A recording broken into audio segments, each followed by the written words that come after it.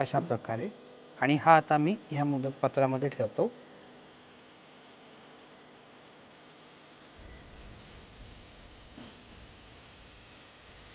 तुम्ही इथे बघू शकता मी सगळे उंडे तयार करून घेतलेत. आपण जे प्रमाण घेतलं होतं त्याच्यात साधारण 4 छोट्या आकाराचे उंडे झालेत. इथे मी सगळे उंडे तयार करून घेतलेत. आता आपल्याला हे वाफवून घ्यायचे.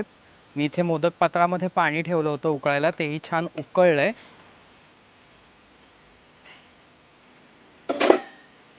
आता ही जाळी ठेवूया.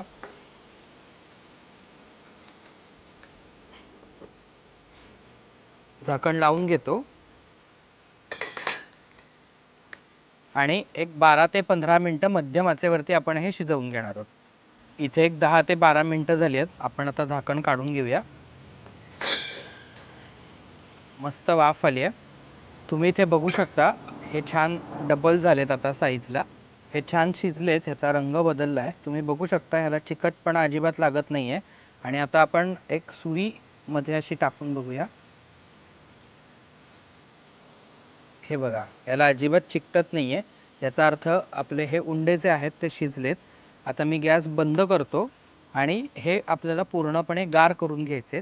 हे गार झाले की मग आपण ते चिरणार आहोत आणि तळून घेणार आहोत.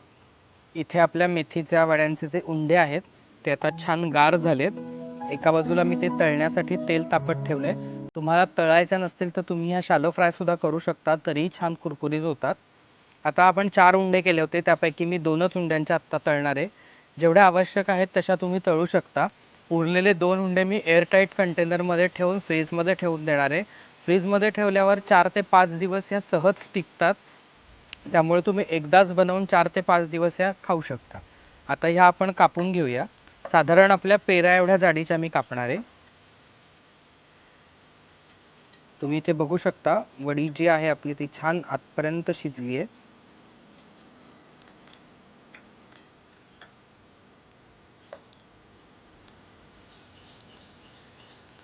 आपलं जे तेल आहे ते इथे तापलंय. आता आपण एक एक करून ह्या वड्या ह्याच्यामध्ये सोडून घेऊया.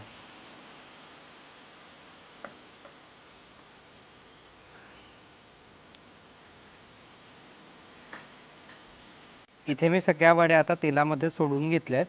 आता या छान कुरकुरीत आणि गोल्डन ब्राऊन होईपर्यंत आपल्याला तळून घ्यायच्या आहेत. इथे तुम्ही बघू शकता आपल्या वड्यांना आता छान रंग आलाय आणि मस्त कुरकुरीत झाले. आता आपण ह्या काढून घेऊया.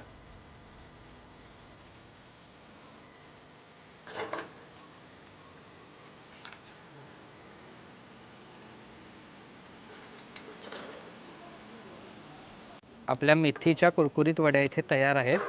तुम्ही याचा आवाज ऐकू शकता. मस्त कुरकुरीत झाले आहेत. एक तुम्हाला तोडून पण दाखवतो. आतमध्ये सॉफ्ट आणि बाहेरनं मस्त कुरकुरीत. तुम्ही पण नक्की करून बघा. मंडळी, तुम्हाला आजची रेसिपी कशी वाटली हे नक्की मला कमेंट्समध्ये कळवा. लाईक करा, शेअर करा आणि अशाच नवनवीन रेसिपीज पाहण्यासाठी आपल्या चॅनलला सबस्क्राईब करायला विसरू नका. धन्यवाद.